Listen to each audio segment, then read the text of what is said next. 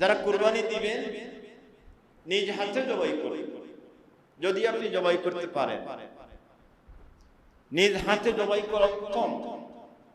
যদি আপনি পারেন না, তাহলে যারা জবাই করতে জানেন তাদের মাধ্যমে জবাই করাই।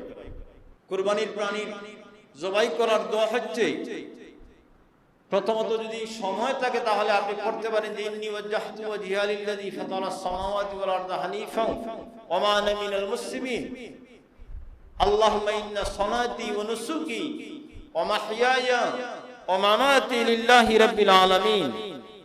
এরপরে আল্লাহুম্মা মিনকা ওয়া লাকা, আল্লাহ আপনার পক্ষ হইতে আপনার জন্য, আল্লাহুম্মা মিনকা ওয়া লাকা।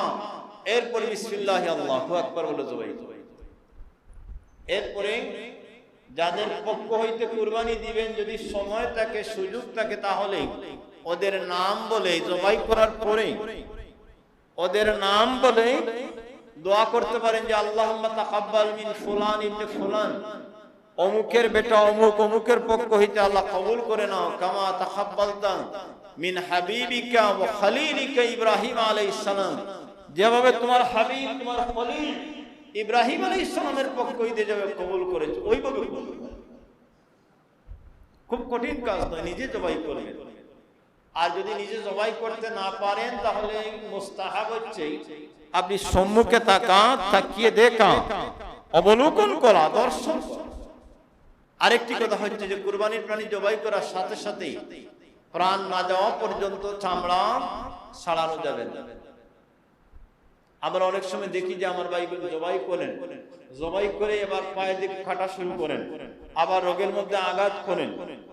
এই যে আপনার অতিরিক্ত পায়ের মধ্যে কাটা, গলায় আঘাত করা, ওই সময় যদি প্রাণী এই জবাইকৃত অবস্থায় হার্ট অ্যাটাক করে যদি মারা যায়, তাহলে এই প্রাণীটি আপনার জন্য নাজায়েজ।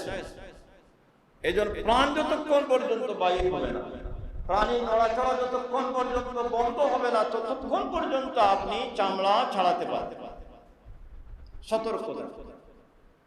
মুহতারাম হাজিরিন, কুরবানির গোশতের বিধান হচ্ছে মুস্তাহাবগত বন্টন করেন। তাহলে তিনটি ভাগ করে বন্টন করেন। একটি নিজের জন্য, আপনার নিজের অংশ সারা বছর আপনি প্রক্রিয়াজাত করে খেতে পারেন, কোনো অসুবিধা নেই।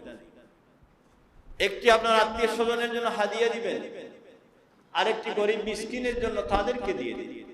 যারা গোশত তৈরি করবেন, জবাই করবেন, তৈরি করবেন, বিনিময় হিসেবে তাদেরকে কুরবানির প্রাণীর গোশত দেওয়া যাবে না। আপনি তাদেরকে উজরত দিবেন, তাদেরকে টাকা দিবেন, বিনিময় দিবেন, কুরবানির গোশত বিনিময় দেওয়া যাবে না। নিশ্চয়।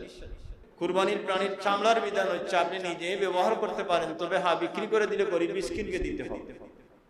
এতিমখানায় ছাত্র যারা আছে তাদেরকে দিতে পারেন, তবে মাদ্রাসা মসজিদে দিতে পারবেন না। মাদ্রাসায় দিতে পারবেন না, মসজিদেও দিতে পারবেন না, রাস্তাঘাটে উন্নয়নে লাগাতে পারবেন। এটা হচ্ছে চামড়ার বিধান।